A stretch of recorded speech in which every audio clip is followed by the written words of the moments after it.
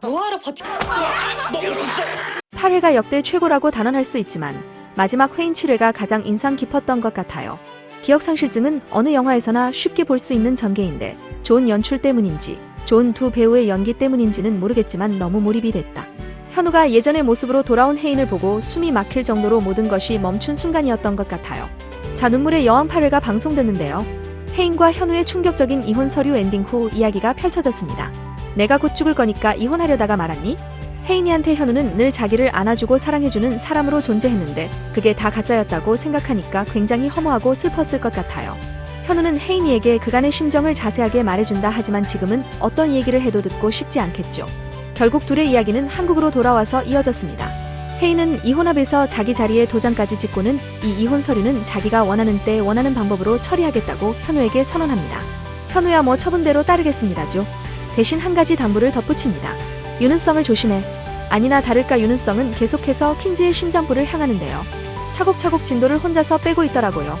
혜인이의 방까지 뒤지면서 병원 진단서를 찾아내고 가방에서 약병까지 훔치면서 혜인이가 아픈 상황이라는 걸 파악한 것 같습니다. 게다가 이번 회차엔 우리가 그토록 의심하던 모슬이와의 모자 관계가 풀렸죠. 모슬이는 작정하고 아들과 퀸즈를 해먹기 위해 이 집안에 들어왔고 이제 그 수건 사업이 이뤄질 때를 보고 있다고요. 한마디로 이 판을 짠 사람은 자신의 30년 인생을 걸고 도박을 한 모슬이고 그 행동대장으로 자기 아들 유는성을 쓰고 있었습니다. 불행했던 엄마와 아들이 행복한 가족의 자리를 빼앗겠다는 건데 과연 뜻대로 될까요? 보니까 은성이 보기에 모슬이 인생이 너무 짠해 보였잖아요. 30년 동안 회장 옆에 있어봤자 가족들에겐 그냥 하녀 취급이나 당하고 말이죠. 특히 표정과 말의 뉘앙스까지 정확하게 이전으로 돌아가는 디테일 끝판 연기를 보여준 김지원 배우님의 연기에 정말 감탄을 하게 되네요. 마지막을 이렇게 끝내버렸으니 이어질 상황이 너무나 궁금해지는데 빠르게 이어질 8화 예고글을 살펴보면 복합리조트 사업이 수포로 돌아갈 지경이 되자 수철은 현우에게 달려와 도움을 구하고 현우는 은성의 비밀에 점점 더 가까이 다가간다. 혜인은 우연한 기회에 현우의 진심을 듣게 되고 혜인의 병을 눈치챈 은성은 그녀의 뒤를 몰래 밟는 데까지의 그를 볼 수 있는데요. 먼저 드디어 복합리조트 사업이 지뢰라는 사실을 알게 된 수철의 상황이 이어지는 것 같죠.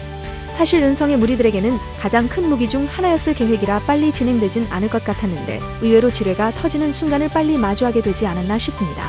그런 상황 때문인 건지 은성의 비밀에 더 가까워지는 현우가 될 거라 예고하는데요. 정말 이 정도의 속도라면 8화에서 은성 무리 전체의 정체가 들키는 건 아니더라도 은성의 목적 정도는 알게 되는 현우 때문에 8화 이후부터는 은성의 정체를 알면서도 그들의 계략을 쉽게 막지 못하는 어려운 상황들이 이어지지 않을까 싶기도 한데요. 당연히 마지막쯤에나 가야 한 녀석들의 정체를 알게 되겠지 하는 쉽게 예상 가능한 생각만 하다가 상상의 폭이 너무 열려버리니까 정말 상상도 못한 흥미로운 상황들이 계속해서 쏟아지지 않을까. 도대체 왜 8화를 주목해달라 언급하신 건지 조금은 이해가 되기도 하네요. 그래서 은성이가 혜인에게 자꾸 선 넘으려고 한 것 같아요. 너와 내가 그렇게 다른 인생을 산다고? 내 옆자리 내가 한번 차지해볼게. 이런 느낌?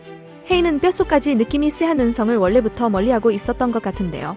이번에 헤르키나 일 때문에 은성을 가까이 하고 있지만 역시나 은성이 뿜어내는 어둠의 기운이 혜인에게는 영 거북한 것 같습니다. 아, 그런데 충격적인 엔딩. 혜인이의 병이 너무 심해졌어요. 독일에 다녀온 기억 자체가 사라지고 그 전으로 시계가 돌아갔더라고요. 잠깐 기억이 사라지는 수준이 아니라 점점 기억이 사라지는 과정.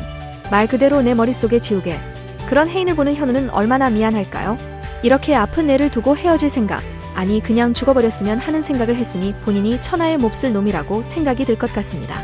진짜 매회 현우는 눈물바람이네요. 눈물의 여왕이 아니라 눈물의 왕자. 독일에서 시도된 치료법들이 모두 무의로 돌아간 상황에서 혜인이를 살릴 방법은 없을까요? 정말 너무나 기대가 됩니다. 그리고 또 재밌는 상황이 지뢰를 밟고 난 이후 현우에게 도움을 청한 수철의 상황이 아닐까 싶죠. 현우의 말대로 이어졌을 거라 당연히 예상은 했던 상황이었지만 해당 장면을 벌써 시청하게 된다니 깨알 시원한 장면이 되지 않을까 싶습니다. 그리고 그런 상황에서 수철이 은성에게 당했다는 것을 알게 될지 은성의 계략인 줄은 모르고 지뢰만 밟았다 생각한 상황이 된 걸지 어떤 상황에 놓였는지도 중요하겠죠. 물론 허술한 역할을 맡고 있어 은성의 계략을 알게 된 후 현우를 돕는 역할을 한다고 해도 큰 도움이 될까 싶기는 하지만 현우의 상황을 가족들에게 설득시키는 상황 정도에는 도움이 될 것 같다 보이기도 하고 만약 은성의 계략인 줄 모르고 있다면 은성이 다음으로 계획하고 있는 더 큰 함정에 빠지는 데에도 이용당할 수철이 될 수도 있겠죠.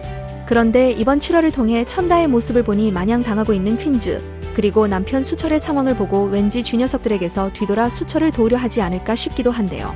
그런 상황이 이어지게 된다면 수철에게 직접 녀석들의 계획에 대해 털어놓을 수도 있겠지만 수철의 상황을 위해서라도 더 빠르고 제대로 반격할 수 있게 현우나 혜인이에게 다이렉트로 정체를 드러낼 다해가 되지 않을까 싶은 생각이 들기도 합니다. 흥미로운 전개를 위해 비밀을 가진 인물들의 정체가 후반에 밝혀지지 않을까 계속 생각했었지만 왠지 기존의 재미를 넘은 드라마가 되고 있는 것 같아서 뭐든 가능하지 않을까 싶네요.